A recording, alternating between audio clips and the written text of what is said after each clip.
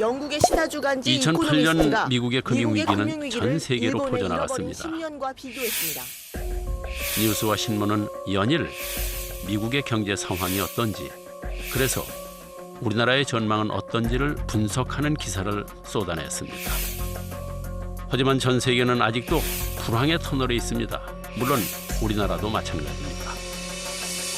그런데 왜 이렇게 미국 하느냐고 생각하시는 분들도 계실 겁니다. 미국이 뭘 하든 어찌 됐든 내 지갑 속의 돈과 무슨 상관인가 하실 겁니다. 생각해 보십시오. 우리나라는 자원이 거의 없습니다. 석유도 철광석도 나무도 거의 다 수입하죠. 그런데 그런 걸 사려면 달러가 필요합니다. 세계의 수많은 돈 중에서 가장 의미 있는 돈은 달러뿐입니다. 달러가 기축통화이기 때문이죠. 자, 그럼 달러는 어떻게 세계 기축통화가 됐을까요?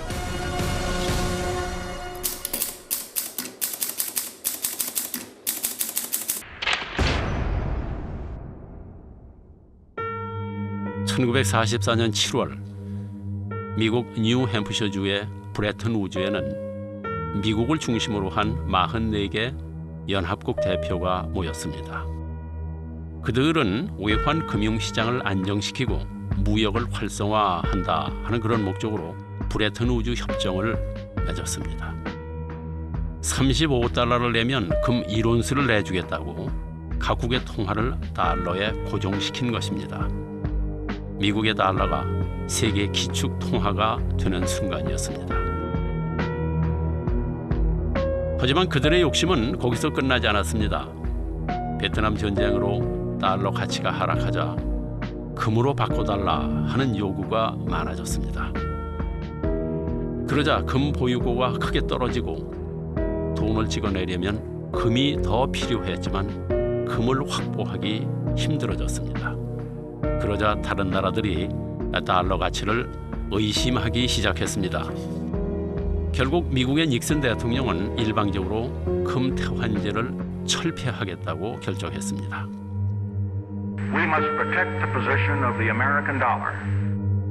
So President Nixon said, sorry, we're going to run out of gold at this rate. We just don't have the gold. So he took the dollar off the gold standard. 위의 달러는 1971년 이전의 달러입니다. 아래의 달러는 1971년 이후의 달러입니다. 무슨 차이점이 있는지 아십니까? 1971년 이전의 달러는 은행에 가면 언제든지 금으로 바꿔주겠다 이렇게 쓰여 있습니다.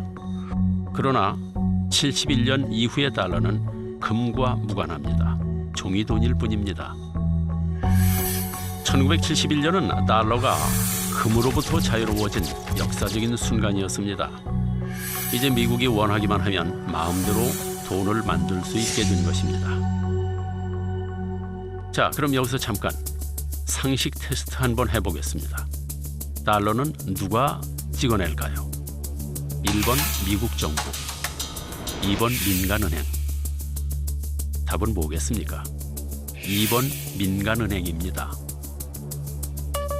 달러는 미국 연방준비은행, 즉 Federal Reserve Bank, 흔히 FRB라 이렇게 부르죠. 바로 이 FRB에서 찍어냅니다. 우리나라의 한국은행과 같은 중앙은행이죠. 그런데 좀 다릅니다. 한국은행은 정부기관입니다. 하지만 FRB의 Federal이 정말 연방정부의 라는 뜻일까요? 그건 미국의 전화번호부만 찾아봐도 금방 알 수 있습니다. 먼저 연방란을 찾아보겠습니다. 연방란에는 없습니다. 자, 그럼 민간 기업란으로 가보겠습니다. Federal Reserve Bank. 있네요. 민간 기업란에 있습니다. FRB는 정부 기관이 아닙니다. 미국 금융 시스템에서 막강한 힘을 행사하는 몇몇 민간은행들의 법인일 뿐입니다. 그런데도 FRB가 달러를 발행하는 것입니다.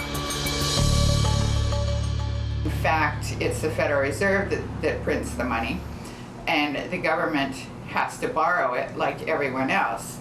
So the Federal Reserve is a bank. 그리고 바로 그 달러가 세계를 지배하고 있는 것입니다. 몇몇 금융 자본들이 세계를 쥐락펴락하고 있는 것입니다.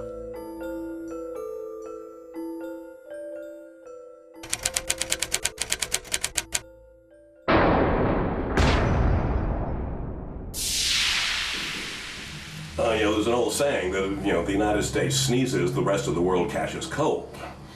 Well, people have been talking about becoming less dependent on the United States, so finding a new reserve currency, for instance. Well, that's all very fine, but there's no other country big enough, economically big enough, for its currency to serve as the reserve currency. I mean, basically the world is stuck with the United States, whether it likes it or not, for the foreseeable future. 결국 전 세계는 미국 금융에 운명을 맡기고 있습니다. 미국 하는 것이 마음에 안 들어도 어쩔 수 없는 일입니다. 그래서 돈의 흐름을 알려면 미국의 정책을 알아야 합니다. 이것이 바로 나의 지갑이 세계 경제와 그리고 미국 경제와 연결돼 있는 이유입니다.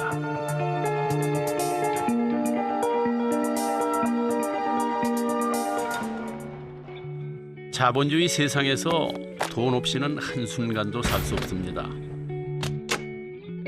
우리는 때로 돈을 사랑합니다. 돈을 사랑하는 것이 비난받을 일일까요?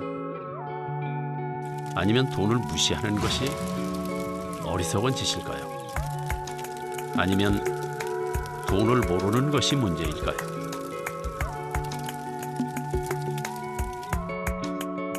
금융 자본주의 시스템은 우리나라에서 만든 시스템이 아닙니다. 영국에서 시작돼서 미국에서 발전된 시스템입니다. 우리뿐만 아니라 전 세계의 금융 시스템은 대동소이합니다.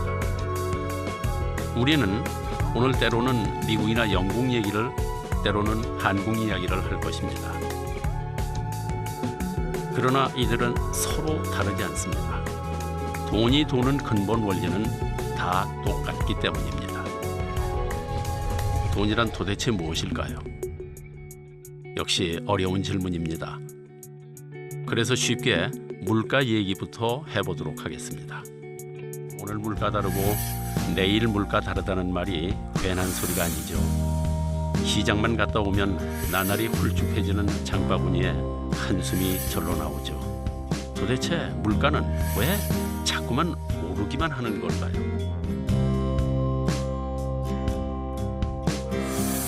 물론 가격에 대해 학교에서 배우긴 했습니다. 바로 수요 공급 법칙. 수요 곡선과 공급 곡선이 만나는 곳이 가격을 결정한다는 거죠. 그러니 가격이 오르는 것은 공급이 부족하거나 수요가 늘어나기 때문이라는 뜻. 맞는 말입니다. 근데 물가가 오르는 것이 정말 그 이유뿐일까요? 1억짜리 아파트 가격이 1년도 채 안 돼서 2억이 되는 것도 공급이 부족하거나 갑자기 수요가 늘어서일까요? 혹시 물가가 오르는 데는 수요와 공급의 법칙 말고 또 다른 이유가 있는 건 혹시 아닐까요? 그렇습니다. 물가가 계속 오를 수밖에 없었던 또 다른 이유가 있습니다. 바로 돈의 양이 많아졌기 때문입니다. 시중에 돌아다니는 돈, 즉 통화량이 많아졌다는 뜻입니다. 돈의 양이 많아지다니 무슨 황당한 소리냐고요. 이제부터 잘 보십시오. 지난 50년간 어떻게 돈의 양이 늘어났는지, 왜 물가는 오르기만 했는지 확실히 보여드리겠습니다. 돈의 최고의 가치를 갖는 금융자본주의 사회에서 어떻게 돈이 돌고 도는지 분명하게 가르쳐드리겠습니다. 시도 때도 없이 신문에 오르내리는 양적 완화, 통화 팽창, 뭐 이런 말들이 무슨 뜻인지 이젠 아시게 될 겁니다.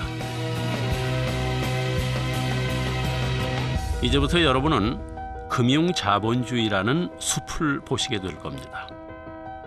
자, 그럼 돈이 어디에서 나오는지, 어떻게 돌고 도는지부터 알아볼까요?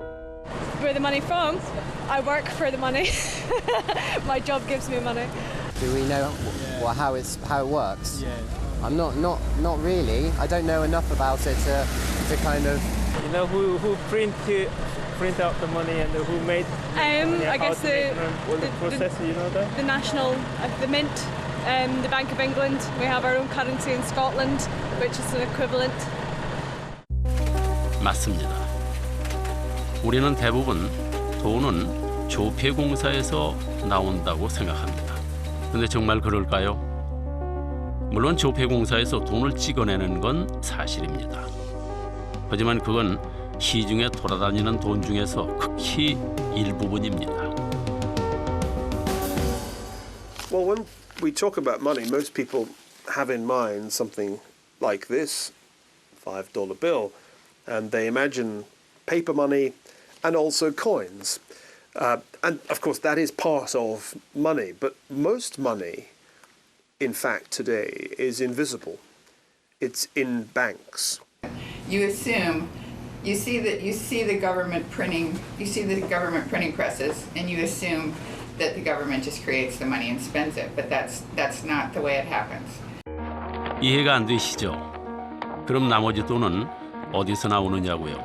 그걸 알려면 일단 이 사회에서 돈이 어떻게 도는지부터 생각해 봐야 합니다. 간단하게 말해보겠습니다. 중앙은행인 한국은행이 조폐공사에서 100원을 찍어서 시중은행에 줬습니다. 그러자 중소기업 사장 A가 그 100원을 대출받아서 기계도 사고 직원들 월급도 줍니다. 다행히 이익이 나서 은행에 대출받은 것에 원금과 이자로 일단 50원을 갚았습니다. 그럼 은행은 그 50원을 다시 학원 원장 B에게 대출해 주죠. B는 그 돈으로 학원 운영비도 쓰고 선생님들 월급도 줍니다. 다 아는 얘기죠. 아마 여러분은 이렇게 은행에 다른 누군가가 저금을 하거나 갚은 돈을 나에게 대출해 준다 이렇게 생각하셨을 겁니다.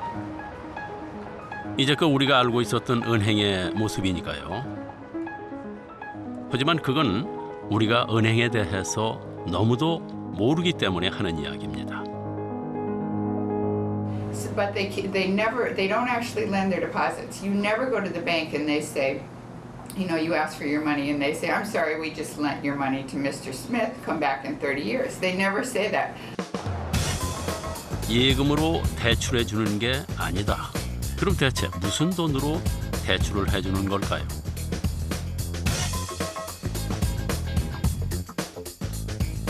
생각해 보십시오. 만약 방금 얘기했던 것처럼 돈이 돈다면 시중에 있는 돈은 딱 100원뿐입니다. 말도 안 됩니다. 조금 전에 분명히 조폐공사에서 찍은 돈보다 훨씬 더 많은 돈이 시중에 돌아다닌다 이렇게 말씀을 드렸죠. 시중에 있는 돈은 당연히 100원보다 훨씬 많습니다. 그럼 어떻게 찍어내지도 않은 돈이 돌아다닐 수 있는 걸까요? 내가 100원을 벌어서 그대로 금고에 넣어두면 돈은 계속 100원뿐입니다. 은행도 마찬가지죠. 내가 예금한 100원을 그대로 두면 돈은 계속 100원뿐입니다. 그런데 은행은 이걸 그냥 넣어두지 않습니다. 은행은 그중에서 10원만 남겨두면 나머지 90원을 대출해 줄 수 있습니다. 그걸 A가 대출했습니다. 근데 이상하지 않습니까? 내 통장에는 분명히 100원이 찍혀 있는데 A가 대출한 금액은 90원.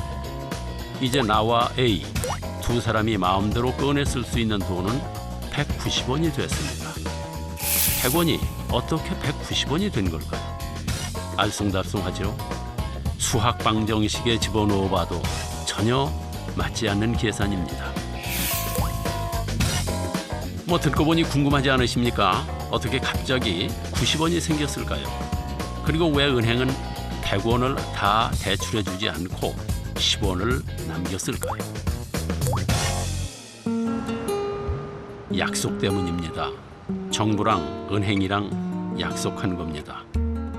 100원이 들어오면 은행은 10원을 남기고 나머지 90원은 대출해 주어도 된다고 정부가 허락해 준 것입니다. 그래서 없던 돈 90원이 갑자기 생기게 된 겁니다. 못 믿으시겠다고요? 보세요. 분명히 경제학 교재에도 쓰여 있습니다.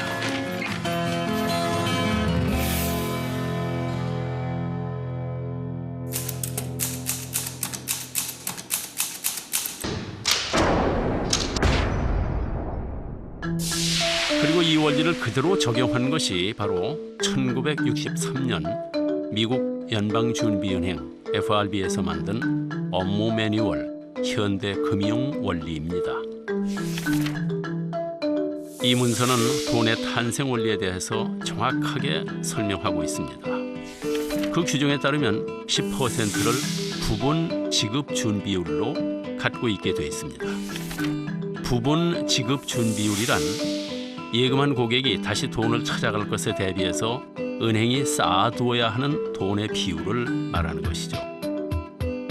이제부터는 간단히 지급 준비율이라 말씀드리겠습니다. 한마디로 은행에 들어온 돈 100원 중 10%, 즉 10원만 남겨놓으면 나머지 90원은 대출해 줄 수 있다는 뜻입니다. 어떻게 이런 일이 가능하냐고요? 사실 지급 준비율은 아주 오랜 역사를 가지고 있습니다. In England, it originated with the goldsmiths of the 17th century, who would take people's gold for safekeeping. 캐나다의 유명한 경제학자 찰스 넬슨은 그의 책 거시 경제학에서 이 얘기를 자세하게 다루고 있습니다. 이 이야기는 16세기 영국의 도시들에서 때때로 또는 자주 있었던 일입니다. 이 시대에는 금이 돈이었습니다. 그런데 금은 무거웠죠. 금세공업자는 금을 휴대하기 편리하게 금화로 만들었습니다.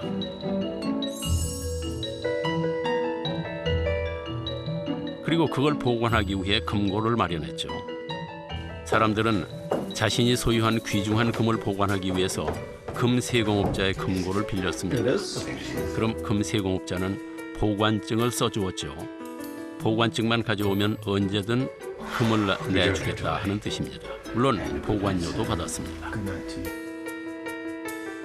얼마간의 시간이 지나자 사람들 사이에서는 금화 대신 보관증이 돌아다녔습니다. 금화보다 훨씬 가볍고 언제든 금세공업자에게 가서 주면 다시 금화로 바꿀 수 있기 때문이었죠. 그것을 본 금세공업자는 깨달았습니다. Clients who store their gold in my vaults want gold coins instead, and not all at once. 금세공업자는 재치를 발휘합니다. 사람들이 맡겨둔 금화를 빌려주고 이자를 받기로 하죠. 대출이 잘 갚아지는 한 아무도 눈치챌 수 없을 거라고 생각합니다.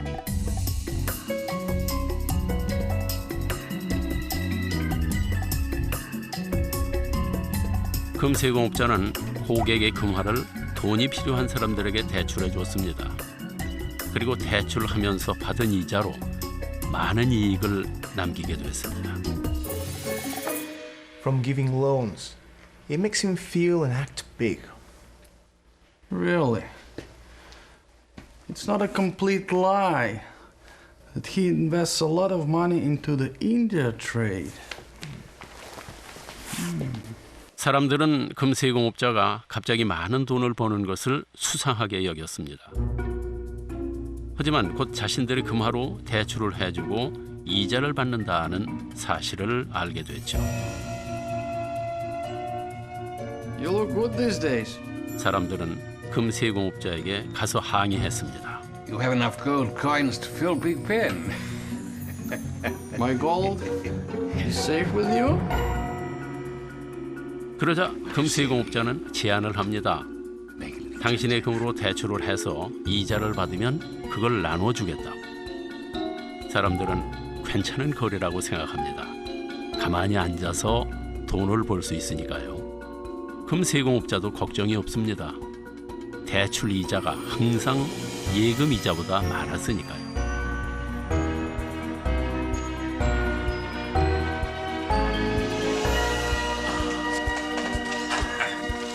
하지만 금세공업자는 더 욕심이 생겼습니다. 다시 머리를 썼죠. Nobody knows how many gold coins there are in my vault. Not even my lovely wife Jane, my daughter Alice. Who knows if I give loans on the basis of having enough gold coins in my vault. 금세공업자는 금고에 있지도 않은 금화를 마음대로 빌려주기 시작한 겁니다. 하지만 사람들은 금세공업자가 없는 돈을 만든다는 사실을 꿈에도 몰랐죠. 어떻게 그걸 상상이나 했겠습니까? Goldsmiths early on discovered that they could issue up to 10 times as many receipts as they had gold, and nobody would be the wiser because people didn't come for their gold more than about 10% of the time. So that's the basis of our 10% reserve requirement even today. 그렇게 있지도 않은 금화에 이자 수입까지 벌어들이다 보니 어느새 금세공업자는 엄청난 부를 축적한 은행업자로 대변신을 하게 됩니다. 그제야 사람들은 금세공업자를 의심하기 시작했죠.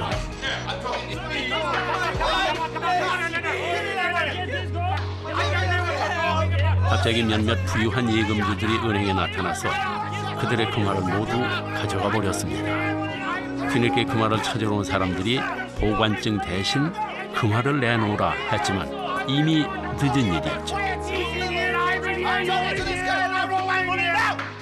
있지도 않은 금화까지 빌려주었으니까요. 바로 뱅크런이 일어난 것입니다. 은행에 돈을 맡긴 사람들이 한꺼번에 돈을 인출하는 현상, 뱅크런. 현대에도 아무리 건전한 은행일지라도 뱅크런이 일어나면 망하게 돼 있습니다. 은행이 가장 두려워하는 일이죠. We're going to go get our money back from the bank would fail because it doesn't have nearly 100% of all that cash on hand. And that's sort of what happens when you have financial crises. These financial crises started 3 or 4 centuries ago, and they've been periodic events every so often. 그러나 바로 그때 영국 왕실은 오랜 전쟁으로 금화가 많이 필요해졌습니다.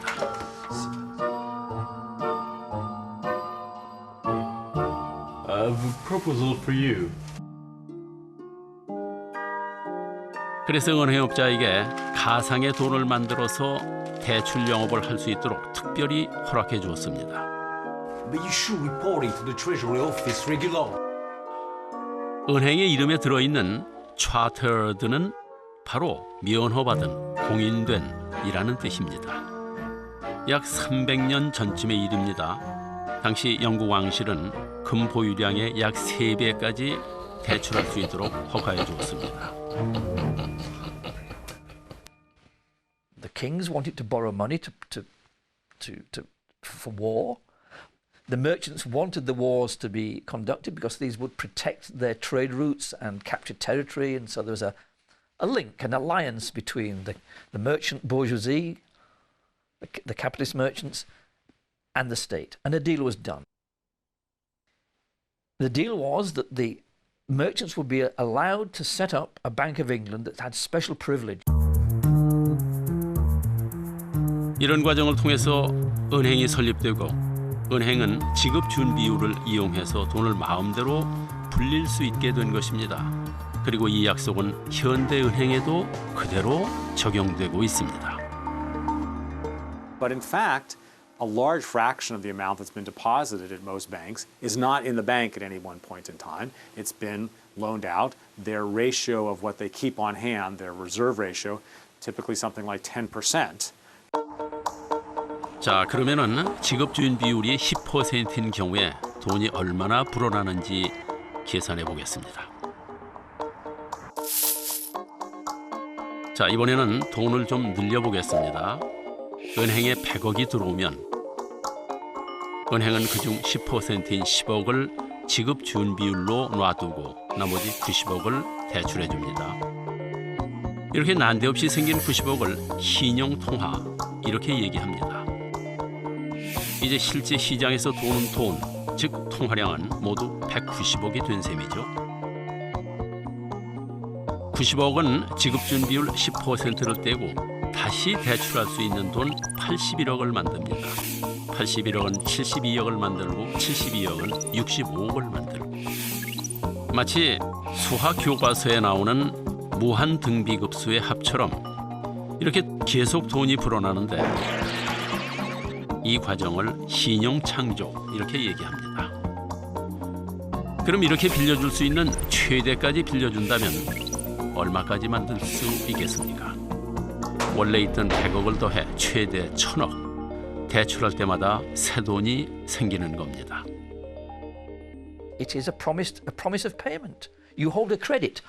All money is credit. All money.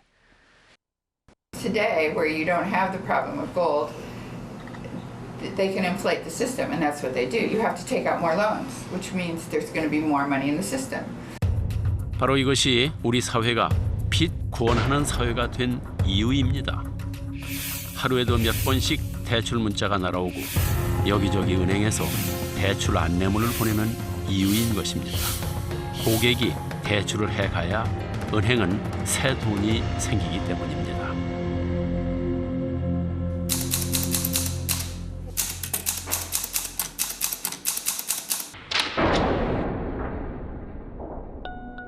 지급 준비율이 적을수록 은행은 더 적은 돈만 남기면 됩니다.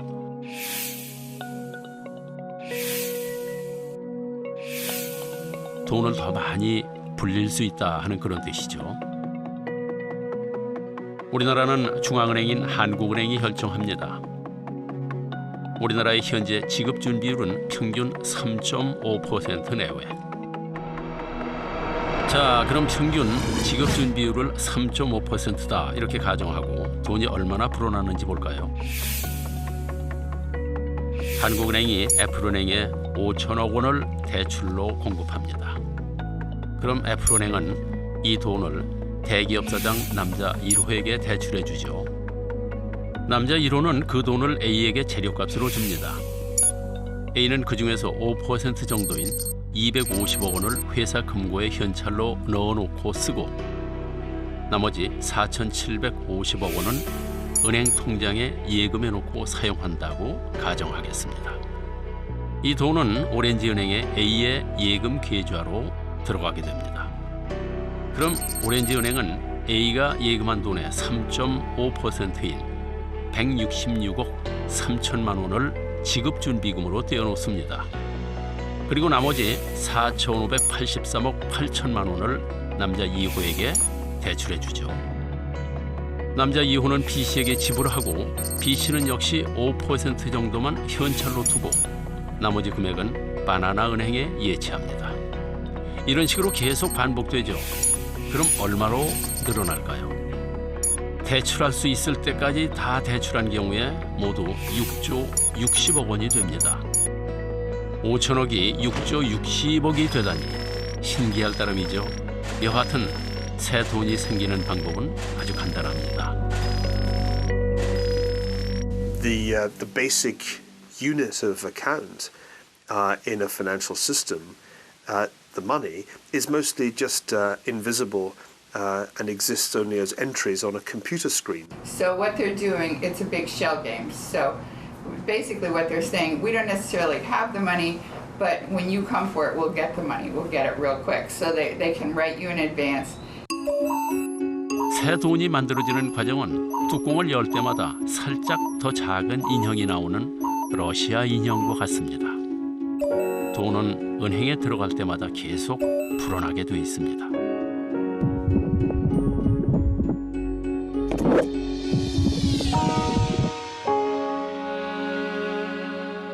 What do banks do? I mean, they play with other people's money. They make money with other people's money.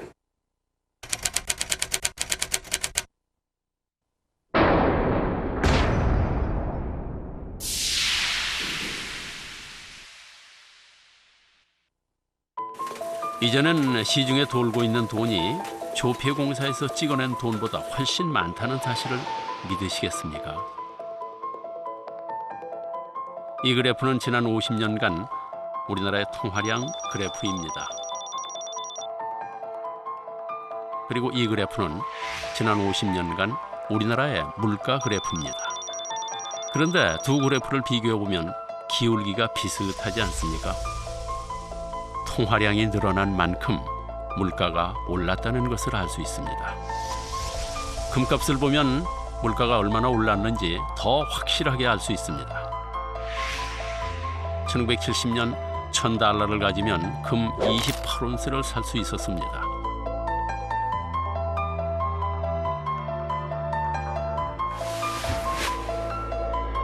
그런데 2012년 2월 1일 금 시세는 1온스당 1,738달러. 1,000달러를 가지면 겨우 0.58온스의 금을 살 수 있을 뿐입니다. 가격이 무려 48배나 올랐습니다. 물가가 계속 오르는 가장 큰 이유는 돈이 많아졌기 때문입니다. 돈이 많아지면 돈의 가치가 떨어지는 건 당연한 일. 그리고 이렇게 통화량이 증가해서 화폐의 가치가 떨어지고 물가가 오르는 현상을 통화팽창, 인플레이션이라고 말합니다.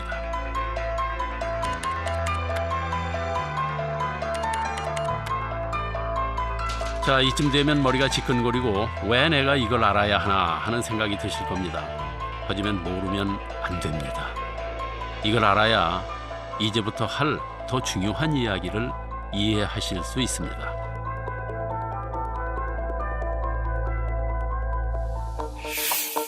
자, 그럼 다시 되짚어 보겠습니다.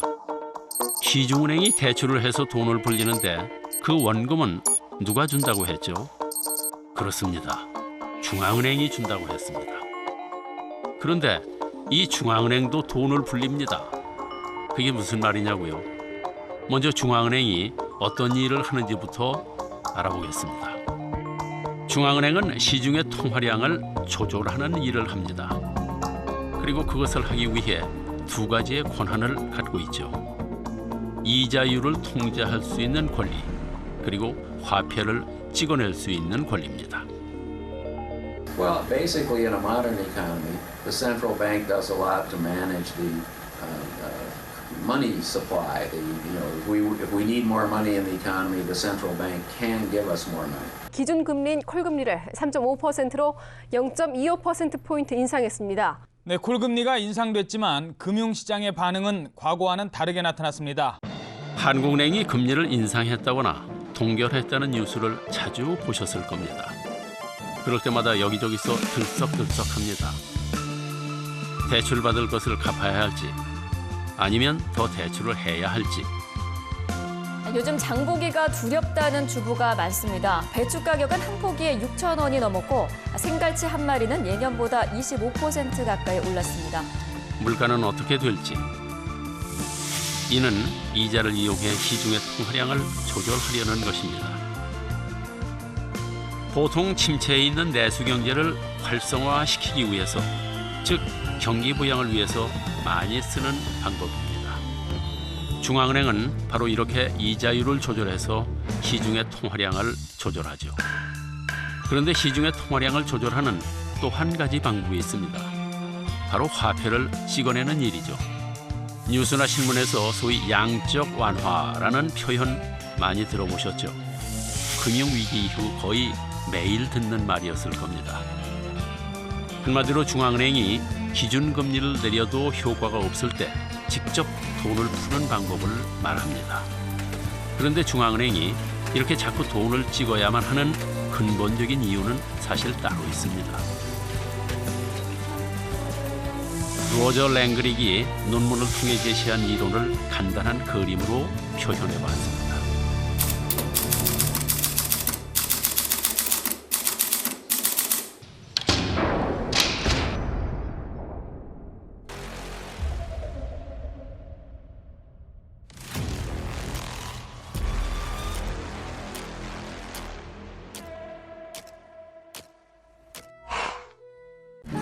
섬이 하나 있습니다. 이 섬은 외부와 전혀 소통하지 않는 단일한 통화 체제를 갖고 있다고 가정해 보겠습니다. 이 섬에는 중앙은행 A와 시민 B, 시민 C 세 사람이 삽니다. 중앙은행 A가 발행한 돈은 딱 10,000원. 이 돈을 시민 B가 연이율 5%로 빌렸습니다. 그러니까 1년 뒤에 이자 500원을 더해 1,500원으로 갚기로 한 것이죠. B는 빌린 10,000원을 주고 C에게서 배를 한 척 삽니다. B는 열심히 고기를 잡아 돈을 봅니다. 자, 그럼 B는 과연 1년 뒤에 1,500원을 갚을 수 있을까요?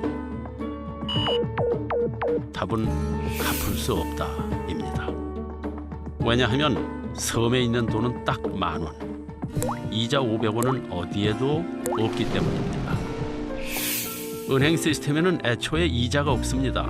그럼 어떻게 할까요? 이자를 갚으려면 방법은 딱 하나, 다시 돈을 찍어낼 수밖에 없습니다. 중앙은행 A가 500원을 더 발행하고 그걸 누군가 대출하는 겁니다. 이제 섬에 있는 돈은 모두 1,500원. 만약 B가 열심히 일해서 섬에 있는 돈을 모조리 벌면 빌린 돈과 이자를 다 갚을 수 있게 되죠. 근데 가만. 그럼 D가 빌린 500원의 원금과 이자는 또 어떻게 될까요? 또 만들어야 하고 또 누군가 빌려야 합니다.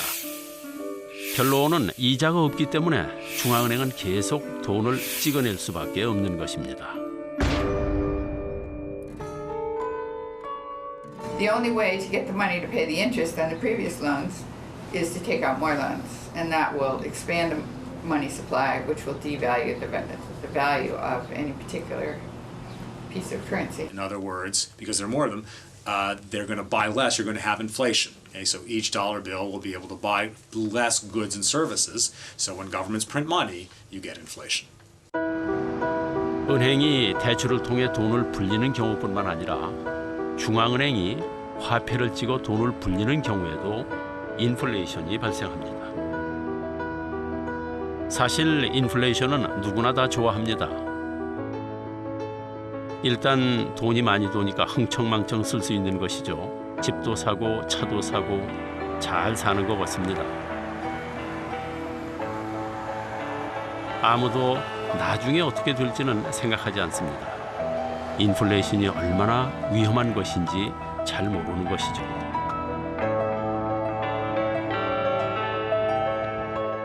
영이 모두 14개. 이것은 100조 달러입니다. 아프리카 대륙에 위치한 짐바브웨에서 2008년에 실제로 사용했던 짐바브웨 달러입니다. 이때 짐바브웨는 한 해 최고 2억 3,100만 %라는 상상 초월의 물가 상승률을 기록했습니다. 바로 하이퍼 인플레이션 상태.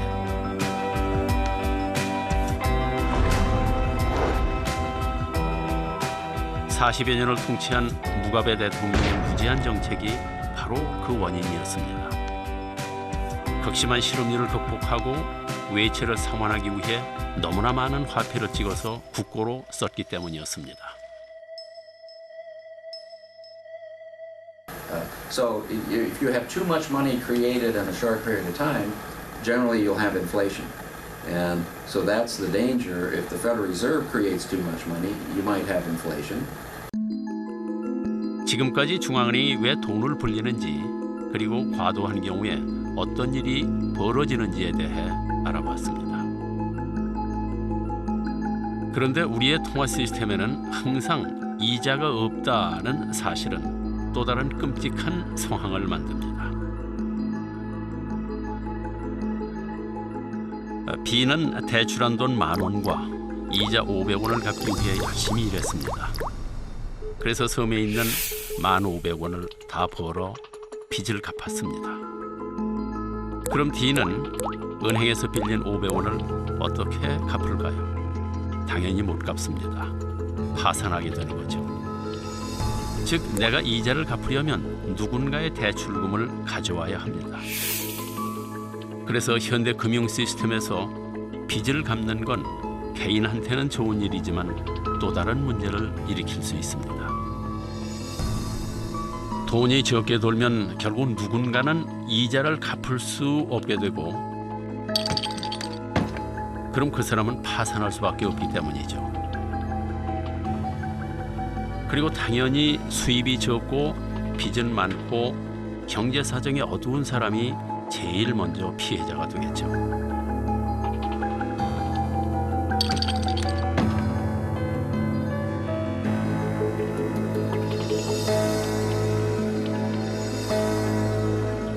이 세상에는 여러 보존의 법칙이 있습니다. 에너지 보존 법칙, 운동량 보존 법칙 등등.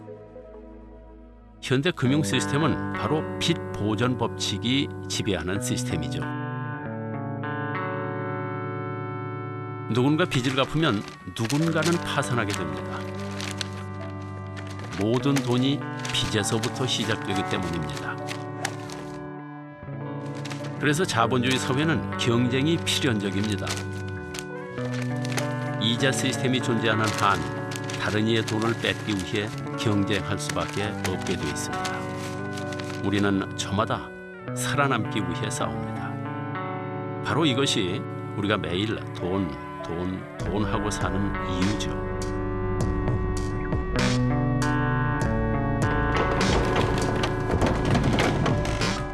자본주의 세상에서 돈이 전부라는 말이 여기에서 나온 것입니다. 우리의 경쟁이 여기에서 시작된 것이죠.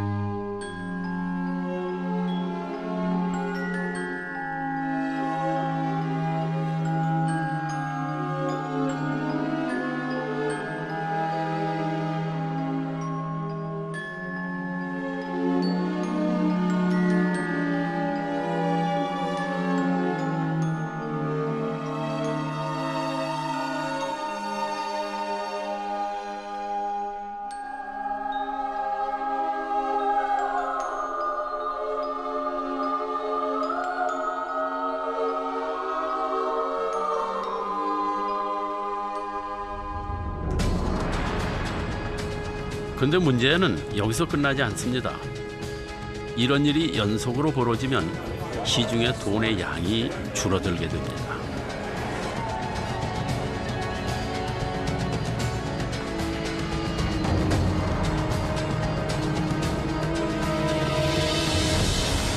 돈이 부족하니 돈을 못 갚는 사람들이 더 급격하게 늘어납니다. 대량 부도 사태가 속출하고 파산하게 됩니다. 통화량도 계속 줄어듭니다. 팽창이 멈추는 순간 우리는 순식간에 추락할 수밖에 없습니다. 바로 디플레이션이 시작된 것입니다.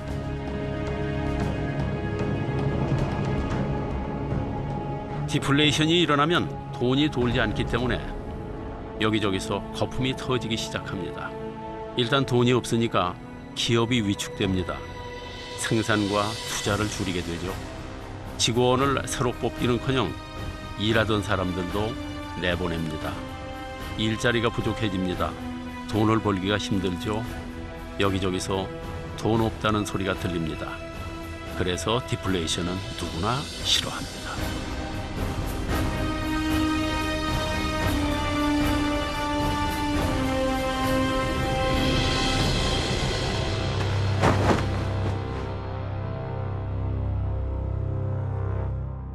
I think around the world, credit has collapsed. It's still in a deflationary phase. There's not enough money. You can see that in the EU. All those countries are in debt. Who are they in debt to? It's because there's not enough money to pay off their debts plus interest. 이렇게 인플레이션 후에 디플레이션이 오는 것은 숙명과도 같은 일입니다. 왜냐하면 호황이 진정한 돈이 아닌 빚으로 쌓아 올린 것이기 때문입니다. 상품을 만들어 번 돈이 아니라 인플레이션으로 만든 돈, 일해서 번 돈이 아니라 빌린 돈이기 때문입니다. 경제에도 사계절이 있는 겁니다. 여름이 지나면 가을, 겨울이 오는 법이죠. 그럼 궁금해집니다. 겨울이 온다는 걸 미리 알 수는 없는 일일까요? While it's true that it's extremely difficult to know exactly when crash is going to occur, just as it's very difficult to predict exactly when an earthquake is going to occur, it is not hard to know when a system is in danger of having a crash, just as we know from the theory of geology, of seismology, which areas are likely to have earthquakes. 금융회사들은 빚을 갚을 능력이 없는 사람들에게까지 돈을 대출해 주는 것입니다. 바로 모기지죠. 그것으로 그들은 집을 사고 차를 샀습니다. 빌릴 수 있는 사람은 다 빌렸고 빌려서는 안 되는 사람까지도 다 빌렸습니다.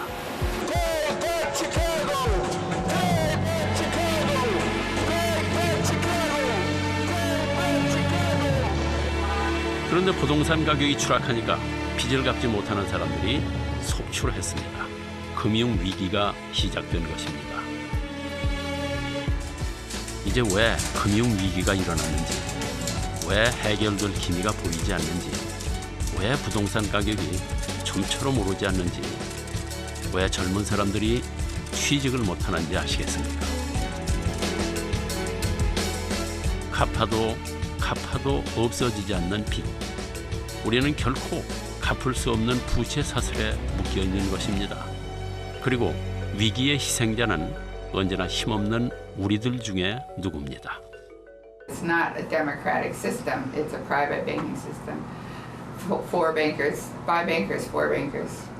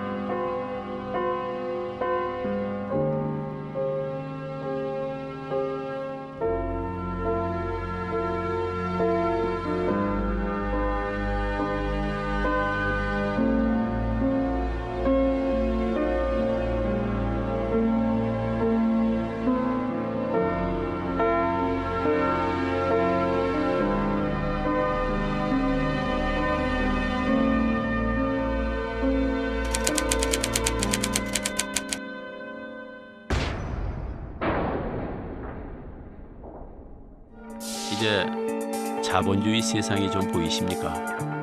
큰 그림에서 돈의 흐름을 봐야 합니다. 그렇지 않으면 제자리에서 벗어날 수 없습니다. 가난에서 벗어날 수 없습니다. 우리가 잃어버린 돈은 우연이 아닙니다.